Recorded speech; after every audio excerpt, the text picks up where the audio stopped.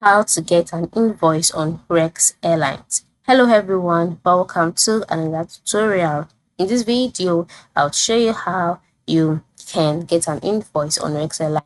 The first step, of course, is to log into your Rex Airlines account, where you see some action buttons next to it. Then you scroll down to the section where you can see manage bookings and just select it. So by selecting manage bookings, you would be taken to the manage booking page. On this page, enter in your booking reference, your first name, your last name, then click on retrieve booking, and then you'll see a number of flights that you can that you've booked.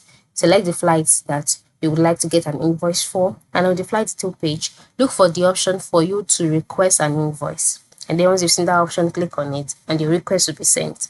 But in case you cannot find that option, go back to your home page, move to the help center, and then click on the feedback/request form in order for you to request an invoice. So on this page, scroll down and then you can see different options here, which includes compliment, complete, inquiry, request. So ensure you select request, then scroll down and select request for travel itinerary/invoice. Then you can see the instruction. Follow this instruction and then you'll be able to request for your invoice on Rex Airlines. So that is it. Thank you for watching and have a good day.